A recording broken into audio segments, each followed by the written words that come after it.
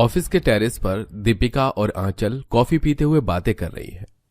अरे यार दीपिका, तू कब बात करेगी अपने घर में? तू जानती है ना, मैंने मन ही मन तेरे भाइयों को अपना पति मान लिया है। तू फिक्र मत कर, भाभी तो तू मेरी ही बनेगी। मैं आज ही घर जाकर माँ से बात करूंगी और एक बार अगर माँ मान गई ना तो भैया भी मना नहीं कर पाएंगे। अपनी दोस्त से वादा करके दीपिका घर जाती है, जहां वो देखती है पूरा परिवार काफी खुश है और शांति सभी को अपने हाथों से मिठाई खिला रही है। अरे दीपिका, आ गई तू ऑफिस से? ये ले मुंह मीठा कर। पर माँ, आज तुम इतनी खुश क्यों हो और क्यों सबका मुंह मीठा करवा रही हो? मुंह मीठा करवाने की वजह तो बताओ। अरे दीपिका बेटा, तेरी माँ का सपना पूरा हुआ। तेरी माँ ने तेरे भैया का रिश्ता गांव की एक लड़की से कर दिया है। बहुत जल्द हमारे घर में शहनाई गूंजेगी। क्या? माँ ने भैया का रिश्ता गांव की लड़की से कर दिया? पर क्यों? माँ, भैया गांव की लड़की से शादी नहीं करेंगे। मेरी दोस्त है, मेरी दोस्त भैया को बहुत पसंद करती है। भैया की शादी होगी तो मेरी दोस्त से ही। बस करो दीपिका, मैं तुम्हारी दोस्त को पसंद नहीं करता और माँ ने मेरा जहां रिश्ता तय किया है मैं वहीं शादी करूंगा। रवि दीपिका को डांटकर वहां से चला जाता है। समय यूं ही बीतता है और बहुत जल्द रवि की शादी सरिता नाम की लड़की से हो जाती है। और शादी के बाद जहां सरिता पूरे घर की जिम्मेदारी एक अच्छी बहू की तरह निभाती है, तो वहीं दीपिका हर वक्त अपनी भाभी से नाराज रहती है। ऐसे ही एक दिन, बहू मानना पड़ेगा, खाना तो तुम बहुत अच्छा बनाती हो। अब समझ आया ना आपको कि मैं क्यों अपने बेटे की शादी सरिता से करवाना चाहती थी। अगर हम शहर की लड़की लाते तो वो घर से ज्यादा अपनी नौकरी पर ध्यान देती। घर की बहू बस घर संभालती हुई अच्छी लगती है। पता नहीं इस गांव की गवार ने आप लोगों की आंखों पर कौन सी पट्टी बांधी है। खाने में रत्ती भर भी स्वाद नहीं है। ऐसा खाना तो मैं सूंघूंगी भी ना, पर आप लोगों की वजह से मुझे खाना पड़ रहा है। इतना बोलकर दीपिका ऑफिस के लिए चली जाती है। समय यूं ही बीतता है और एक दिन जब दीपिका घर में अपने लैपटॉप पर काम कर रही होती है तो सरिता अपनी नंद के लिए कॉफी लेकर आती है। दीपिका, मैं जब से इस घर में आई हूँ बस एक तुम ही हो जिसका मैं दिल नहीं जीत पाई। मुझसे कोई गलती हो गई है क्या? तुम मुझसे इतनी नाराज क्यों रहती हो? तुम्हारी गलती यह है कि तुमने मेरे भैया से शादी करी। तुम गांव की गंवार लड़की हो जो सिर्फ घर में झाड़ू पोछा करना जानती हो। तुम्हारी जगह गांव में थी, ना कि मेरे घर में। दीपिका अपनी भाभी को सुना ही रही होती है कि तभी वहां रवि आ जाता है और अपनी बहन की ऐसी बातें सुनकर उसे डांटने लगता है। दीपिका, अपनी भाभी से सोच समझकर बात किया करो, और वो मेरी बीवी है। अगर तुमने इसी तरह से मेरी बीवी की डिसरिस्पेक्ट करी तो मैं भूल जाऊंगा कि तुम मेरी छोटी बहन हो। भैया, मैं देख रही हूँ जब से ये चुड़ैल आई है आप और पूरा परिवार हर समय मुझे ही सुनाता रहता है। मुझे इस घर में रहना ही नहीं है। देख रही हूँ तुम भी, सब कुछ तुम्हारी वजह से हो रहा है। तुम हो इस घर के कलेश की जगह। दीपिका की ऐसी बेरुखी देख सरिता की आंखों में आंसू आ जाते हैं और वो वहां से चली जाती है। समय यूं ही बीतता है और एक दिन किसी काम से दीपिका ऑफिस ट्रिप पर पहाड़ों पर जाती है, जहां वो आंचल के पीछे जाती है उसे मनाने के लिए। यार एक बार मेरी बात तो सुन ले। नहीं सुनी मुझे तेरी कोई बात। तेरी वजह से रवि मुझसे दूर हो गया। अगर मैं तेरे भरोसे ना रहती और खुद जाकर ही रवि से बात करती तो आज रवि मेरा होता। तू चाहती नहीं थी कि मैं तेरी भाभी बनूं। ये सब तेरी चाल, पर मेरी भी बात कान खोलकर सुन ले। जिस तरह मैंने रवि को खोया है, एक दिन तू भी विशाल से दूर हो जाएगी। ये मेरी बद्दुआ है। नाराज आंचल वहां से चली जाती है और वहां से वो जल्दी से अपने बॉयफ्रेंड विशाल के पास जाती है और सारी बात बताती है। विशाल उसे मनाता है और पूरी एक हफ्ते की ट्रिप पर दोनों साथ में वक्त गुजारते हैं। पर घर पहुंचते ही दीपिका की तबीयत खराब होनी शुरू हो जाती है। उसे उल्टियां होती हैं, चक्कर आते हैं। ये सब लक्षण देख वो अपना सीधा प्रेगनेंसी टेस्ट करती है और किट पॉजिटिव देख रोने लगती है। ये क्या हो गया? अब मैं क्या करूं? अगर घर में किसी को पता चल गया तो मेरी शादी किसी लंगड़े अंधे से करवा देंगे। मुझे अभी विशाल से बात करनी होगी। परेशान दीपिका अब बार बार विशाल को फोन करती है, पर विशाल उसके फोन का जवाब नहीं देता। वो ऑफिस भी नहीं जाती। इसी तरह कुछ दिन बीत जाते हैं और एक दिन जब दीपिका खाना खाने के लिए बाहर नहीं आती तो सरिता अपनी नंद के लिए कमरे में खाना ले जाती है, जहां वो देखती है कि प्रेगनेंसी किट बेड पर रखी है और वॉशरूम से आवाज आ रही है। विशाल, तुम मेरा फोन क्यों नहीं उठा रहे थे? मैंने तुम्हें मैसेज किया था। तुम जानते भी हो मैं प्रेग्नेंट हूँ, और अगर मेरे घर में किसी को पता चल गया तो कुछ करो। नंद जी किससे बातें कर रही हैं और वो प्रेग्नेंट? ये सब क्या हो रहा है? दीपिका, तुम परेशान क्यों हो रही हो? मैं तुम्हारे साथ हूँ। तुम घर वालों को मेरे बारे में बता दो। तुम सच कह रहे हो? अच्छा, मैं रखती हूँ। इतना बोलकर दीपिका जब वॉशरूम से बाहर आती है तो वो अपने कमरे में अपनी भाभी को देखकर हैरान हो जाती है और जल्दी से बेड पर रखा प्रेगनेंसी किट उठाकर बेड के नीचे फेंक देती है और अपनी भाभी से कहती है, आप मेरे कमरे में क्यों आई हैं? आने से पहले नॉक तो कर देती। आज आप बाहर खाने के लिए नहीं आई तो माँ जी ने बोला आपका खाना कमरे में ले जाऊं। वैसे सब ठीक तो है? हाँ सब ठीक है, मुझे अकेला छोड़ दो। सरिता बिना कुछ बोले खाना देकर वहां से चली जाती है। इसी तरह 2 दिन बीत जाते हैं और तबीयत खराब होने की वजह से दीपिका आगे भी कई दिन ऑफिस नहीं जाती और ना ही कमरे से बाहर आती है, जिस वजह से अब सरिता को घबराहट होने लगती है और वो अपनी नंद के कमरे में जाती है जहां वो फोन पर बातें करते हुए रो रही थी। विशाल, ये तुम कैसी बातें कर रहे हो? मैं भला तुमसे झूठ क्यों बोलूंगी? ये तुम्हारा ही बच्चा है। अरे यार, मेरा पीछा छोड़ दो, वो मेरा बच्चा नहीं है, और अगर मेरा बच्चा भी है तो मुझे तुमसे शादी नहीं करनी। मेरी फैमिली नहीं मान रही है और अब मुझे फोन मत करना। इतना बोलकर विशाल दीपिका का फोन रख देता है और उसे ब्लॉक मार देता है, जिस वजह से दीपिका फूट फूट कर रोने लगती है और वहां जाकर सरिता अपनी नंद को संभालती है। दीपिका, मुझे सब पता है तुम्हारे साथ क्या हो रहा है। तुम डरो मत, मैं उस लड़के से बात करूंगी और अगर तुम्हें ये बच्चा नहीं चाहिए तो मैं तुम्हारे साथ हॉस्पिटल चलूंगी। मैं इस बारे में किसी को नहीं बताऊंगी। ये बात मुझे 2 दिन पहले ही पता चल गई थी, पर मैंने तुमसे इस बारे में बात नहीं की क्योंकि मुझे डर था कि तुम मुझे गलत ना समझो। भाभी, आप कितनी अच्छी है। मैंने जिसे दोस्त समझा उसने मेरा साथ छोड़ दिया और जिससे प्यार किया उसने मुझे मुसीबत में डाल दिया। आपके साथ मैंने कितना बुरा किया और आप फिर भी मेरी मदद करिए। आप बहुत अच्छी हैं। उस दिन दीपिका की सारी शिकायत अपनी भाभी को लेकर खत्म हो जाती है और सरिता भी अपनी नंद का काफी ख्याल रखती है।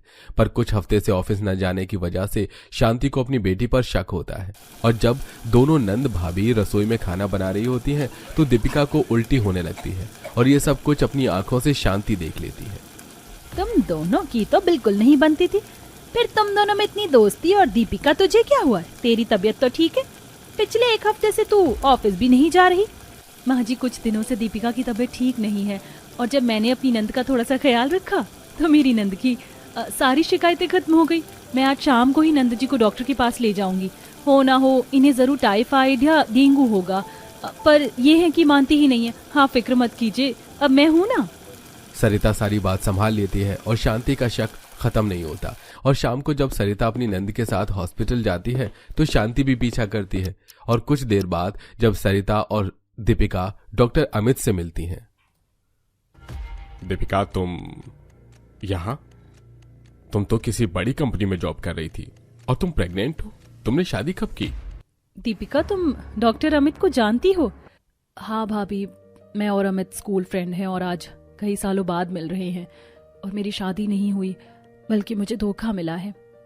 अब रोते हुए दीपिका सारी बात डॉक्टर अमित को बताती है और यह सब कुछ बाहर खड़ी शांति सुन रही होती है, जिसके बाद डॉक्टर अमित सलाह देते हुए दीपिका से कहता है, विशाल ने तुम्हारे साथ बिल्कुल भी सही नहीं किया है, पर तुम खुद को अकेली मत समझो। मैं आज भी तुमसे प्यार करता हूं और तुम्हारा ही इंतजार कर रहा हूं। अगर तुम मुझसे शादी कर लोगी तो मैं तुम्हारे बच्चे को भी अपना लूंगा और अगर तुम मुझसे शादी नहीं भी करोगी तो भी मैं तुम्हारे बच्चे को अपना नाम दूंगा और मैं अपने घर वालों को समझा दूंगा। बस तुम हाँ कर दो। माफ कर दो अमित, 5 साल पहले मैंने तुम्हारे प्यार को ठुकरा कर विशाल को चुना, पर आज मुझे समझ आ रहा है मैंने हमेशा अपनी जिंदगी में गलत कदम उठाए हैं, पर आज मैं तुम्हें अपनाकर अपनी जिंदगी का सही फैसला लेना चाहती हूँ। दीपिका अमित के प्यार को अपना लेती है और जब घर जाती है तो आशा अपनी बेटी को एक थप्पड़ मारती है। वो तो अमित है जिसने तेरा हाथ थाम लिया। अगर उसने तेरा हाथ ना थामा होता तो आज हम कहीं मुंह दिखाने लायक नहीं रहते। माँ जी, सब ठीक हो गया है, अब तो शांत हो जाइए। हाँ माँ, आज जो होना था वो हो गया। अच्छी बात तो यह है कि हमारी बहन के साथ बुरा होने से बच गया और सही इंसान ने आकर सही समय पर मेरी बहन का हाथ थाम दिया। घर वालों के समझाने पर शांति का गुस्सा ठंडा हो जाता है और कुछ दिनों बाद अमित अपने परिवार के साथ दीपिका के घर आता है और बहुत जल्द बड़े ही धूमधाम से अमित और दीपिका की शादी हो जाती है। चाचा जान, ये आप क्या कह रहे हैं?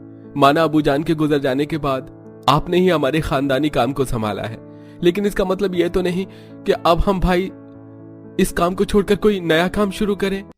इस काम को मैंने और तुम्हारे मरहूम अब्बा जान ने आगे बढ़ाया था।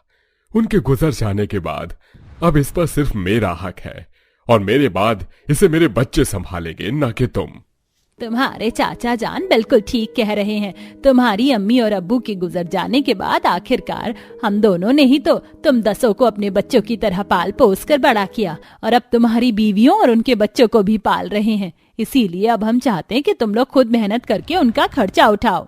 ठीक है चाचा जान, चाची जान, अगर आप यही चाहते हैं तो हम सभी कल ही दूसरे शहर जाकर नया काम करेंगे और जल्दी अपने पैरों पर खड़े होकर अपनी बेगम और अपने बच्चों को यहाँ से ले जाएंगे।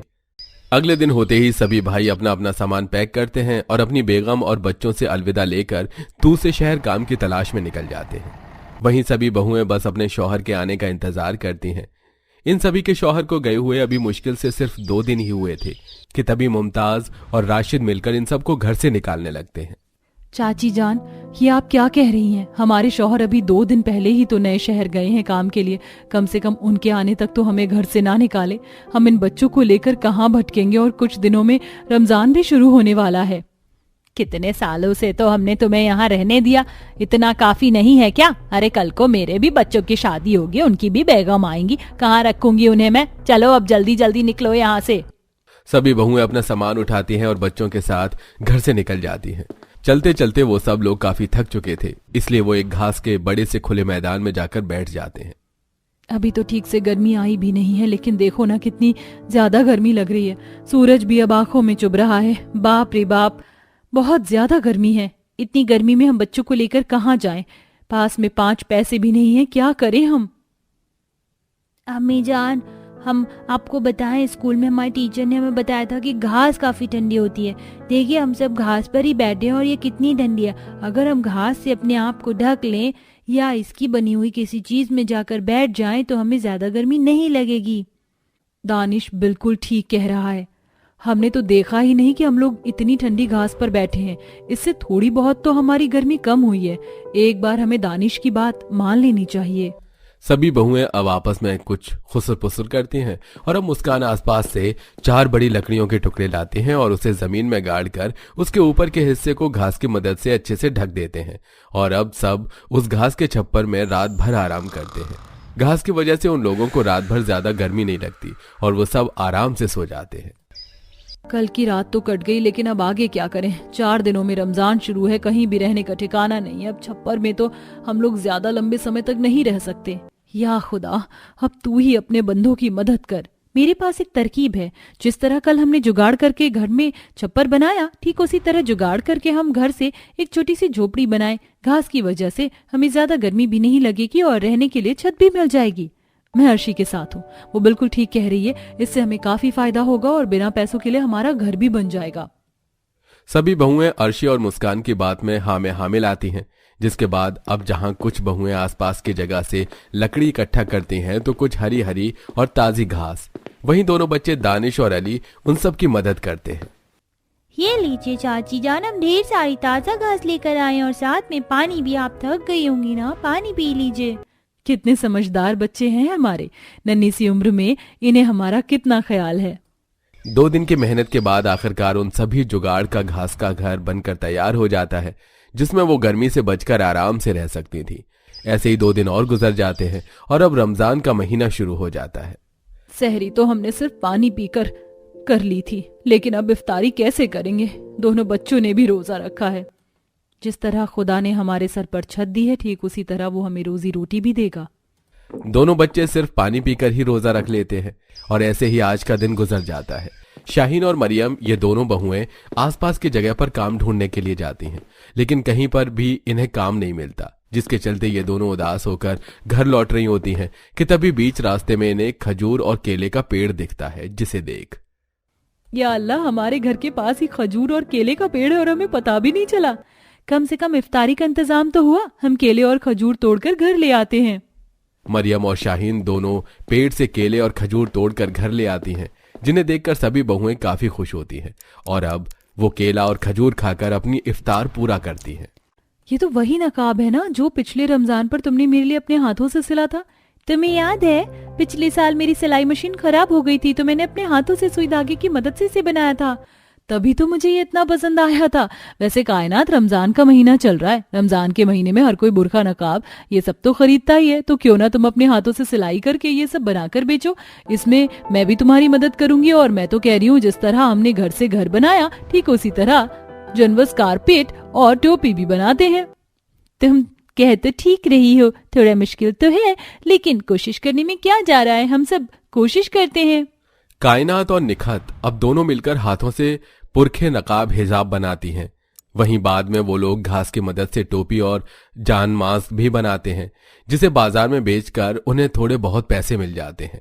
वहीं अब उन्हें देख बाकी बची नूर, जन्नत और रुखसार घर में सेवई, फिरनी और शरबत बनाती हैं। ये आप लोग इतना सारा शरबत, फिरनी और सेवई क्यों बना रही हो? अभी तो ईद आने में काफी वक्त है, तो सेवई का भी अभी क्या काम? इतने सारे गुलाब क्या कर रहे हैं? बच्चों, हमने गुलाब का ही शरबत बनाया है और इतनी सारी सेवई फिरनी हमने अपने लिए नहीं बल्कि बाहर लोगों के लिए बनाई है, ताकि हम उन्हें बेच सके।